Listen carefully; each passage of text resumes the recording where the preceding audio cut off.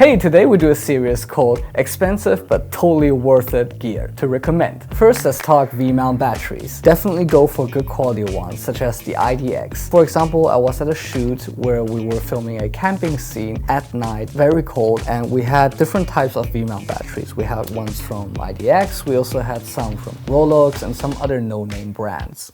Now, we had to use them to power up a lot of LED lights for the scene. Even though all the V-mount batteries fulfilled the requirements of these LED lights, with the no-name brand ones or the Rolex ones, they seem to already drop down after 15 seconds and you couldn't kind of get the light on again.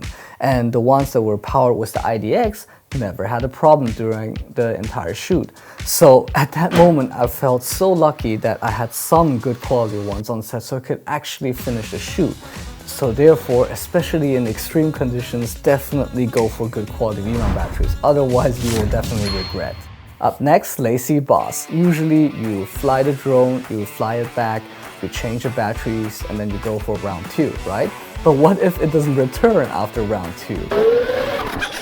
Here it has a card reader and it's a hard drive itself, and you also don't want to have always the hassle to pull out the laptop and back up the card every single time. microSD 转大的 SD 到 USB 3.0 SD 卡读卡器到转 Type C. Once you finish the shoot and you're on your way back, which usually takes a bit of a time, then you can just pull out this one and back up all the footages of that day without having to pull out the laptop.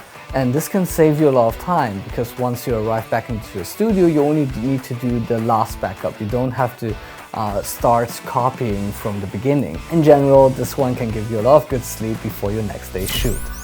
Then we got the director's card. Usually super overpriced, but actually very useful. Especially if you want to be efficient, you have to solve logistics or transportation of your gear.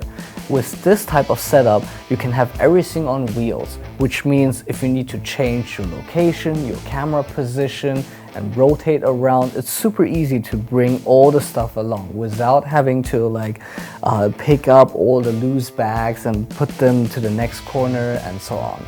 Beside that, it also protects your back because all the operation you do, maybe you're repairing something or changing the rig setup, you're all doing it on a very healthy level. You don't have to bend down on your knees and do it on the ground with all loose pieces. So as long as the location doesn't have too many stair steps, it's definitely a good investment.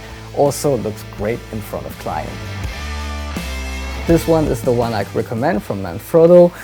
There are also some other choices, but this one I really love because it actually saved my cameras in a very bad situation. So remember we were on this one weird trip up in the mountain in the dark where it was raining and thunderstorm, and we had actually 2 red cameras in 2 of these bags, and they were laying flat on the ground. It had a rain cover, but down here there's actually no rain cover, and the ground was actually already filled up with this much water. When we opened it though, everything was dry inside and all was still protected and in good state. So this really calmed myself down and was so happy that I paid a lot for this bag, and it definitely showed its quality. A lot of details of this bag, so you can see these zippers can be pulled very easily with this. Beside that, it gives you 4 zippers, but be careful, those 4 zippers are, I feel, not meant to be access from all kinds of direction, because what if you closed here but forgot to close down there and then all your stuff might fall out? This is really bad. Therefore, what we did is we locked all them and we only left one open, so we're using this one to open the backpack. If something breaks like this, you don't want to carry your gear for the rest of the trip like that. So what I did is I just pulled this one to the other side and I used the next one and I locked the other one here. There is difference between professional gear and semi-professional gear, especially in regard of these little details. Beside that, there are also a lot of great mounting points for other type of things. So for example, I got here an extra pouch where all the audio stuff is inside, or you can attach tripods, gimbals and so on. So this bag definitely recommendable. Which ones do you know and would want to recommend? Leave them down in the comments below and let's talk about it.